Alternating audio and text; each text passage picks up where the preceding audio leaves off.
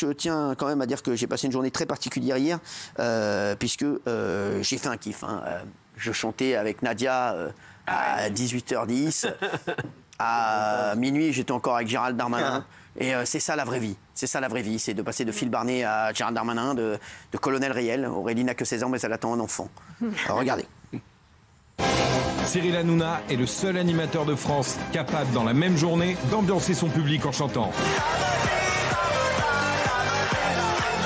De recevoir le patron de C8 pour danser avec lui.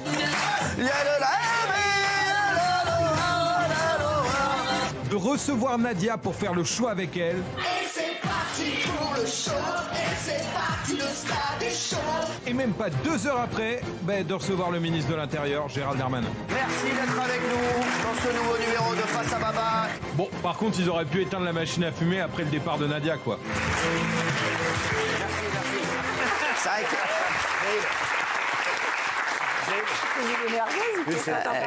C'est vrai que la machine à fumer, ça a été. Ils ont cru qu'on recevait Johnny Hallyday. Il y a le ministre de l'Intérieur, ils mettent une machine à fumer, le gars sort des flammes. D'ailleurs, on n'a pas le début de l'émission. J'aimerais bien qu'on voit le début de l'émission. Si vous avez vidéo d'entrée, on l'a le tout début de l'émission. Vous verrez, on va le voir dans un instant. Parce que moi, en fait, non, Face à Baba, comme la saison dernière, c'est vrai que l'émission est longue. Et moi, à chaque fois, j'ai passé mon temps à croire que l'émission était finie, mais non. Regardez. On est en direct avec notre ministre de l'Intérieur, Gérald Darmanin, qui est avec nous depuis 21h15.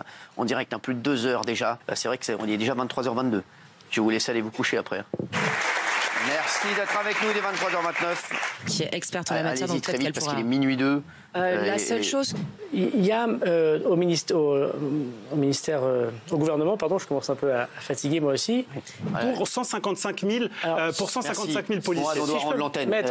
Merci Gérald Darmanin d'avoir été avec nous. Le ministre est resté quand même plus de 3 heures avec nous. Merci à vous. Merci à tous d'avoir été avec nous. On est en direct en Face à Baba. Merci beaucoup. Merci à vous. Plus de 3 heures d'émission en direct. 3 heures d'émission en direct hier. Après, il n'avait pas vraiment envie de partir parce que parfois, il relançait même lui-même. C'était lui qui développait aussi son argumentaire. Et je vous le dis, après, il est venu me voir dans ma loge. Il m'a dit, allez, on y va vraiment dans un commissariat ou pas? Il voulait vraiment que j'aille avec lui dans un commissariat. Et sachez-le, j'ai envie de lancer un nouveau principe. Et je le dis parce que j'ai appelé hier... j'ai lancé un appel à Olivier Véran hier, le porte-parole du gouvernement. Gérald Darmanin, on va aller la semaine prochaine dans un commissariat ensemble. On ne dira pas lequel, on va y aller en surprise. Avec Gérald Darmanin, je vais lancer des Insta Live comme ça. Donc l'essence avec Olivier Véran, s'il veut bien, le commissariat avec Gérald Darmanin, peut-être aller acheter un col roulé avec Bruno Le Maire. Voilà, donc ce sera des Insta Live. Donc aujourd'hui, le col roulé de Bruno, donc on ira acheter son col roulé. Voilà, donc c'est un nouveau truc sur Insta que je vais lancer. Donc voilà, je vous tiendrai au courant, mais ça va démarrer déjà la semaine prochaine avec le ministre de l'Intérieur. Et j'espère qu'Olivier Véran va dire oui pour mon invitation d'aller chercher de l'essence. C'est moi qui paye, t'inquiète pas. C'est pour moi, c'est cadeau, Olivier. Elle est avec nous, c'est Vanessa qui est avec nous hier, policière, qui a fait énormément parler d'elle. C'est la star de la soirée. J'ai dit, bientôt elle aura son Face à Baba.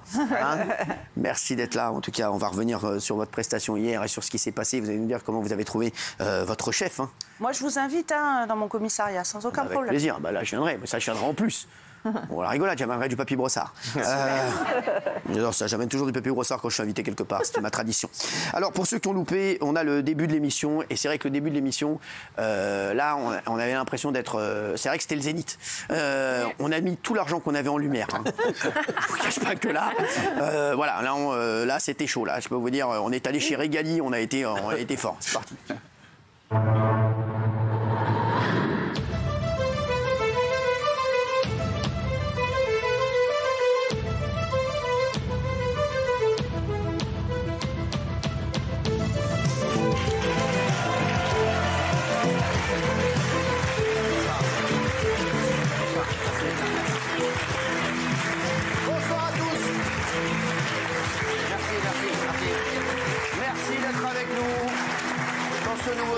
Face à Baba, il est 21h16, nous sommes en direct sur C8 et ce soir, nous recevons notre ministre de l'Intérieur, Gérald Darmanin.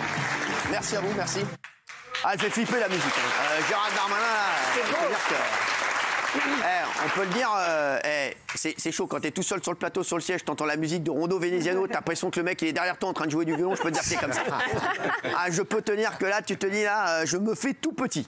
Franchement, bravo aux équipes d'ailleurs, franchement très fort. C'est magnifique. Et ça a de la gueule. Et c'est vrai qu'à un moment, bon, quand ils n'ont pas voulu arrêter les lumières, le son, ils se sont dit tiens, on tient un truc.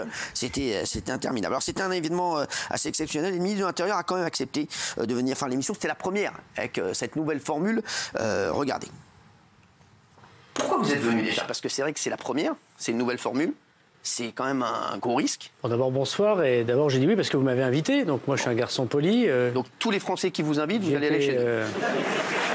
Sachez-le, même si on va parler de choses sérieuses, tout va bien se passer. Voilà, donc je vous le dis. Non, mais c'est vrai, voilà. Donc, ça devrait bien se passer ce soir. Ça a été pour le trajet, parce que je sais qu'on a une maire de Paris qui s'appelle Anne Hidalgo, qui est compliquée. Voilà, non, ça va, vous avez pu venir facilement. Mais moi, j'ai pas la même vie que tout le monde et j'en ai bien conscient. J'ai fait un institut d'études politiques de Lille et je me suis arrêté en 4e année. J'ai redoublé 2 fois, moi. Ah ouais. Au collège et au lycée. Ça donne de l'espoir. Ouais, bah exactement. Ah ouais, bah c'est bien. Voilà, donc c'est vrai que c'était, voilà, on a démarré assez sympathiquement avec le ministre de l'Intérieur. Comment vous l'avez trouvé? Moi, je l'ai trouvé très pertinent parce que quand même, il a été toute la soirée confronté à des gens qui lui racontaient des drames, qui expliquaient une situation difficile. J'ai trouvé que jamais il s'énervait, jamais il flanchait, il était très concret. Et ce qui était bien, c'était la confrontation entre des gens du réel et le ministre. C'était pas, vous aviez changé, c'est plus des chroniqueurs professionnels, plus des analystes. Et j'ai trouvé que cette confrontation avec le réel, ça apportait plein d'infos et plein de vie à l'émission. Moi, j'ai beaucoup aimé. Delphine. Moi, j'ai adoré. Il était vraiment dans l'empathie. Il était humble. Ça change des politiques en règle générale. Il était à l'écoute et il a gardé son calme aussi par moment parce que c'était quand même beaucoup d'attaques. Mais je l'ai trouvé très, très bien. Alors hier, on a reçu beaucoup d'invités qui ont marqué l'actualité. René est l'un d'entre eux, c'est le fils d'Angèle, 89 ans, lâchement agressé par 3 mineurs à Cannes. Il a tenu à venir avec sa maman, Angèle, qu'on a vu hier, qui était magnifique. C'est chouette. Franchement, elle est sublime. Je suis tellement heureux qu'elle soit de retour. Vous allez la voir. Hier, on l'a vu, j'étais content de la voir comme ça, Angèle, un amour. Et il s'est directement adressé au ministre de l'Intérieur sur le thème de la sécurité. Regardez. Vous ne pouvez pas avoir la haine quand vous voyez des trucs comme ça, monsieur le ministre? Franchement. Mais moi, j'étais tranquille. Qu'est-ce qu'ils font dans la rue, ces jeunes?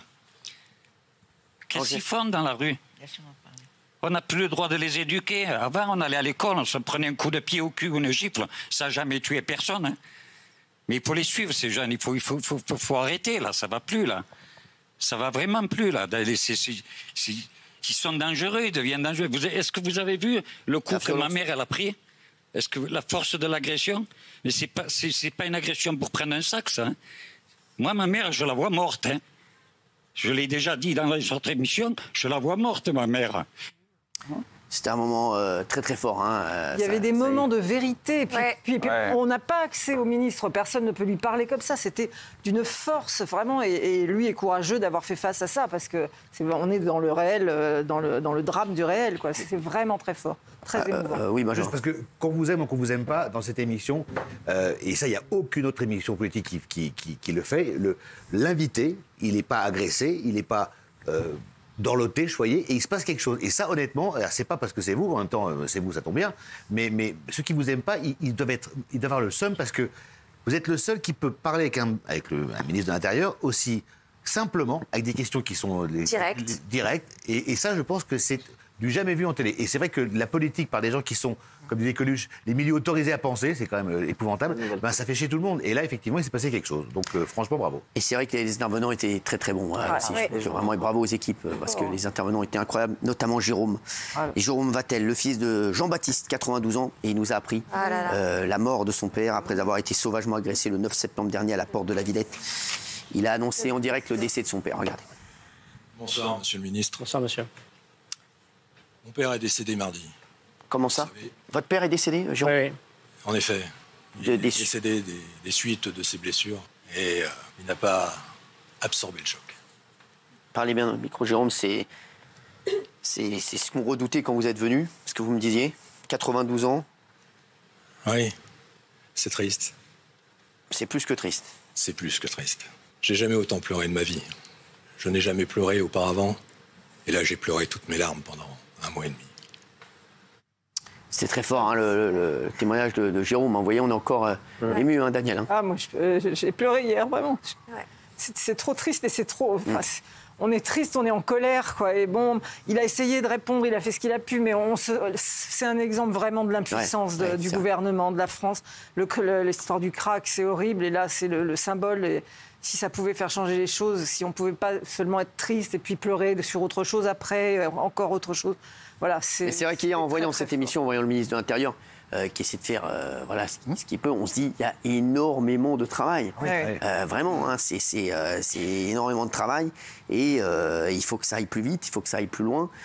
Et c'est vrai que c'est vraiment ce qu'on retient. Je me dis, il n'a pas fait de langue de bois, c'est ça. Il y a un chantier immense. Immense, et il a reconnu les difficultés. À chaque fois, il disait j'ai proposé ça, ça ne suffit pas, ou je n'ai pas fait ça, je le regrette. Il y a un truc aussi, vous voyez, on en parlait un petit peu tout à l'heure des donneurs de leçons aussi, un petit peu, qu'on voit sur les réseaux sociaux, hein, on parlait de ça il y a un instant avec ceux qui essaient de nous attaquer aussi. Et ça, c'est beaucoup revenu aussi.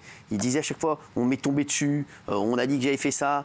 Et c'est vrai que le conseil que j'ai essayé de lui donner hier, c'est il faut qu'il trace. Parce que s'il commence à écouter les uns les autres, les bien-pensants, à un moment, les Français ont voté. Voilà, ils ont voté. Aujourd'hui, c'est Emmanuel Macron le président, on soit content ou pas. Maintenant, il faut que tous, il faut essayer de les laisser faire le maximum. Parce que si, les donneurs de leçons sur les réseaux sociaux qui font rien aussi, je peux vous dire, si vous les écoutez, on n'avance pas. Et c'est vrai que, ce que je vais essayer de lui dire, il faut qu'il arrête de penser, et il l'a dit, l'opinion publique, à ce que vont dire les gens, etc. Les gens ont besoin de mesures fortes, ils ont besoin de renforcer l'autorité de la police, ils ont besoin de renforcer l'autorité des enseignants, ils ont besoin que les Français se retrouvent un peu en sécurité. Aujourd'hui, comme on l'a vu, hein, c'est vrai qu'il y a des choses qui se passent, qui ne se passaient pas avant, et les gens ont de plus en plus peur. Mais c'est vrai que si on commence à écouter les uns et les autres, là, on n'avance pas. Et c'est vrai qu'à un moment, il faut foncer, quitte à déplaire à énormément de monde, mais il faut essayer d'avancer, d'essayer de faire les choses, oui. Et d'ailleurs, il a commencé très fort parce qu'il a utilisé le mot de ensauvagement. Et moi, je ne sais pas si vous vous souvenez, il y a quelques semaines, je l'avais utilisé. Il a dit qu'on assiste à un ensauvagement de la société française. Et je trouve que c'est très courageux quand on est ministre de l'Intérieur de dire que oui, aujourd'hui, il y a un ensauvagement de la société. On n'a pas la réponse à tout. Et j'ai trouvé que hier, pour le coup, de l'assumer et de le dire comme ça, c'était quand même très très fort. Voilà. Mais après, il m'a apporté des réponses que je n'avais pas. Et j'ai trouvé que c'était bien parce qu'il a montré aussi toute l'absurdité et le côté kafkaïen du système. C'est ça. Par exemple, un OQTF, je ne savais pas que, par exemple, qui le savait, que la personne pouvait faire 12 fois appel. Oui, c'est ça. 12 fois appel. Maintenant, ça sera 4 fois. Et il se bat pour qu'éventuellement ce soit 4 fois. Donc ça, c'est très concret. Je veux dire, et on a appris quand même beaucoup de choses par rapport. Mais 4 fois, c'est déjà hallucinant. Non, mais je vous dis, en fait, on passe de 12 à 4. On se rend compte hier aussi. Et j'ai eu une petite discussion avec lui après. Je lui ai dit, le gros problème aussi, et la justice fait bien son travail, ils essaient de faire le maximum. Mais il y a un gros problème, c'est qu'il faut que le ministre de l'Intérieur travaille avec le garde des Sceaux, mais le ministre de la Justice, parce qu'à un moment, c'est comme les policiers qui vous disent, de toute façon, on va les attraper, on va attraper des délinquants, on va les mettre en prison, ils vont ressortir 2 jours après. Aujourd'hui, c'est ça le problème, c'est qu'aujourd'hui, il faut qu'il y ait que le ministère de la Justice et le ministère de l'Intérieur travaillent main dans la main. Et aujourd'hui, le problème, c'est qu'il y a les policiers qui font leur boulot, et derrière, la justice... c'est plus compliqué. Donc il y a tellement de lois, tellement de... Et aujourd'hui, je vous dis, il y a tellement aussi de filouterie, j'ai envie de dire, pour essayer de passer à travers les mailles du filet, que, à un moment, même les policiers se disent, de toute façon, je ne vais pas aller risquer ma vie, puisque qu'est-ce que j'en sais, je vais peut-être risquer ma vie pour un truc, alors que dans 2, 3 jours ou une semaine, ils seront sortis. La victime est moins défendue que le bourreau, quoi. C'est ça, Vanessa, non, franchement. Oui, tout à fait, oui. Tout à fait, non, c'est vrai que la réitération c'est hallucinant. On intervient, c'est ce qu'on dit, toujours sur les mêmes. Et quand on les voit ressortir, et même, il y a une arrogance, et ils le savent. Je veux dire, dans l'absolu, quand vous interpellez un individu et qu'au bout de 24 heures ou 48 heures de garde à vue, il ressort et vous fait un gros bras d'honneur en disant voilà, j'ai rien de plus, qu'est-ce que vous voulez ? Au bout d'un moment, il y en a marre. Nous, on a l'impression vraiment qu'on ne sert à rien. Et ce qui nous fait le plus mal, c'est que ce sont les victimes qui sont une nouvelle fois victimes de ça. Elles sont victimes à la base de ce qui leur est arrivé et elles sont victimes en plus de ça. Quand vous voyez que vous mettez quelqu'un en garde à vue, il a le droit à l'avocat, à passer un coup de fil, à aviser quelqu'un de sa famille, à voir un médecin, Et la victime, on n'est même pas capable de lui apporter un avocat pour la soutenir lors d'une audition ou d'une confrontation. Elle doit payer de sa poche. Enfin, c'est quand même hallucinant. C'est vrai. Et on l'a vu, hein, on va revoir votre échange avec Gérald Darmanin. La prise de parole, elle est folle. Hein. Elle est folle. Regarde, on va la voir. Vous allez nous dire comment vous l'avez senti. Est-ce que vous étiez stressé avant de parler au ministre? C'est parti. Votre police, elle craque. Votre police, elle en peut plus. Parce qu'on est détesté. Bon, ça, on a l'habitude. On nous insulte. Ça, à la limite, on a l'habitude. On nous tue. Et moi, je suis mère de famille, comme beaucoup de mes collègues. J'ai pas envie de crever. Au bout d'un moment, monsieur le ministre, qu'est-ce qu'on va faire? La justice nous laisse tomber, sauf pour nous sanctionner. On est qui? On n'est plus rien, en fait. On n'est plus personne. Comment voulez-vous qu'on vous protège si on ne nous protège pas à nous aussi? Au bout d'un moment, monsieur le ministre, on va péter un plomb.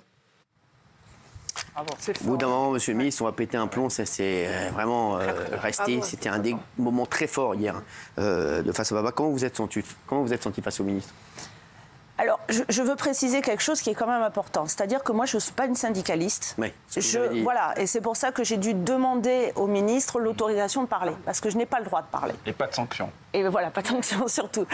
Donc voilà, moi, je suis quelqu'un, je parle avec mon cœur. Donc j'avais préparé des choses avec vos assistants. En fait, j'ai rien dit de ce qui avait été prévu. Ah, vous avez bien fait. Voilà, j'ai rien dit de ce qui avait été prévu. Je fais exactement pareil dans mes émissions. C'est pour ça qu'elle est là. Et en fait, je me suis, face à lui, je me suis sentie de suite en confiance, avec un œil bienveillant. Et j'ai pu lui dire, en fait, je ne veux pas avoir la prétention de représenter tous mes collègues, loin de là, parce qu'il y aura des critiques, bien évidemment, chez nous aussi, mais peu importe. Ce que je veux dire, c'est que beaucoup de collègues pensent comme moi. Et en fait, on est un groupe et il faut qu'ils l'entendent. Et on s'est vu, même après l'émission, on en a discuté, etc. Je lui ai dit, mais venez discuter. Il est resté très tard après l'émission. Oui. Il a discuté avec tout le monde. Hein. Et moi, je lui ai dit, bon, maintenant, il ne faut pas rester là. J'ai appelé la police. Vous étiez en train de passer le balai. À un moment, j'ai vu, il était en train de passer le balai dans le couloir. Il a repassé.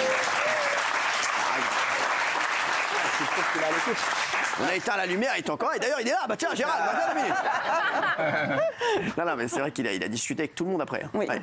Et j'ai beaucoup discuté avec lui après, et je lui ai dit, mais venez, on va s'asseoir autour d'une table et puis on va discuter, mais venez parler avec les mecs de terrain.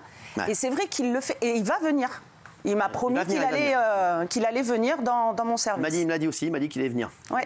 Non, je pense qu'il va venir, bah, vous nous direz en tout cas, vous viendrez au courant et vous viendrez nous dire comment ça s'est passé. Vanessa, vous avez été excellente en tout cas. Merci. Vraiment, et ça fait du bien. Et moi, je voudrais dire un petit truc, parce qu'il y a aussi beaucoup de gens qui ont stigmatisé aussi les jeunes de banlieue quand ils ont entendu le témoignage de Vanessa, etc. Là aussi, il faut pas, c'est pas tout blanc ou tout noir. Je vous le dis, moi j'ai vu, on a encore vu la semaine dernière, vous avez vu les jeunes de banlieue qui aident les gens à les prendre de l'essence. Moi je suis un gamin, je viens de la banlieue, Gérald Darmanin aussi d'ailleurs. Il en a beaucoup parlé hier d'ailleurs. Exactement, c'est vrai. Et c'est vrai que nous, pour la plus, je vous le dis, pour la 90%, c'est comme les policiers. Il y en a des très bons, il y en a des J'ai une anecdote justement à ce propos. Parce que c'est bien aussi qu'on montre qu'en banlieue, il y a des choses vraiment incroyables qui sont faites. Moi, je vais vous dire, si je n'étais pas issu de la banlieue, je pense que j'aurais été pas été celui que je suis aujourd'hui. Et je pense que j'aurais pas fait la petite carrière que je suis en train de faire. Mais c'est vrai que je vous le dis parce que il y a une énergie vitale et positive dans la banlieue. Plein de gens qui créent, qui se démènent. Exactement. Il y a énormément de gens qui se démènent. C'est ça le problème, c'est que c'est les mêmes qui gangrènent. J'ai une anecdote justement pour rebondir sur ce que vous dites. Un jour, on nous appelle pour intervenir pour un petit bout de 2 ans et demi qui est tout seul au milieu de la cité. Donc on arrive, il a été pris en charge par un monsieur et tous les jeunes de la cité sont venus autour de nous. Mais ce n'était pas du tout agressif. Et là, on a commencé à dire, mais d'où il vient ce petit? Est-ce que vous le connaissez, etc. Personne ne le connaissait. Et à ce moment-là, il s'est mis en place une dynamique où un des jeunes me dit, est-ce que je peux le prendre en photo et le mettre sur les réseaux sociaux, le petit, on va tous partager. Et il appelait ses potes en disant, ouais, tu partages, j'ai envoyé un truc, etc. Et on a retrouvé, les parents comme ça. Et ça a été une dynamique et ça a été vraiment une belle expérience. Et à aucun moment, mes collègues et moi-même, on s'est sentis en danger vous avez ou quoi instauré que un ce dialogue, parce qu'il y a eu un dialogue. Et je vais vous dire, moi je le vois, voilà, tous les jeunes qui m'écrivent, que je vois, ils me disent juste, on ne veut pas se sentir laissé de côté. On veut se sentir aussi, on veut qu'on nous parle, on veut qu'on nous compte, on veut qu'on essaie de nous parler, qu'il y ait un échange. Et c'est vrai que voilà, il faut y changer, il faut essayer de parler le plus possible, essayer aussi de les aider, parce qu'il y en a, voilà, il y en a qui vivent des moments difficiles aussi, qui ont pas et qui essaient de s'en sortir. Et qui sont on a l'impression qu'on leur fout la tête sous l'eau. Voilà, donc il faut essayer plutôt de stigmatiser. Exactement. Voilà. Tout ce qu'ils font de toute façon. Exactement. Voilà, c'est ça. Oui, mais en même temps, je suis entièrement d'accord avec vous, mais en même temps, je veux dire, nous aussi, on est stigmatisés. Bien sûr, mais on le sait, mais on l'a dit. C'est-à-dire que dans l'absolu, voilà, on arrive avec un uniforme, on ne sait pas qui je suis, et on va m'insulter parce que je porte cet uniforme. Je suis stigmatisée. On va organiser aussi peut-être des rencontres entre vous. C'est vrai que ça, c'est ça. Parce que dès que ça dialogue, moi je vois que ça se passe bien. Oui. Dès que ça dialogue aussi, et puis il y a je vous dis aussi, il y a des collègues à vous, et vous l'avez dit, ils sont pas loin, qui ont une approche où ils arrivent déjà, le premier mot et le premier contact est assez, il est plutôt, voilà, il est plutôt agressif, donc forcément, ça met tout de suite, hein, voilà. Et il faudrait que ça, quand vous me racontez votre histoire, c'est vrai que là, voilà, on se dit que quand ça discute, et comme vous dites, dans la police, il y en a des bons, il y en a des mauvais, en banlieue, il y a des bons, il y a des mauvais. Ici, sur le plateau, il y a surtout des mauvais. Voilà. Non, mais ça, voilà, c'est ça aussi. Oui. Mais pour revenir sur l'émission en elle-même, je trouve qu'elle a beaucoup évolué. Je trouve qu'avant, Face à Baba, c'était une émission qui parlait d'actu, qui recevait ceux qui font l'actu. Maintenant, vous créez l'actu. Je ne sais pas si vous avez vu ce matin sur les chaînes info, il y avait plein d'extraits en boucle de l'émission sur BFM, sur CNews. Et il parlait pas, il parlait pas que de la forme, c'est-à-dire Hanouna face à un politique. Il parlait du fond et des choses qui étaient dites dans l'émission. Et en ça, ça a vraiment évolué. C'est devenu une émission crédible sur le plan politique.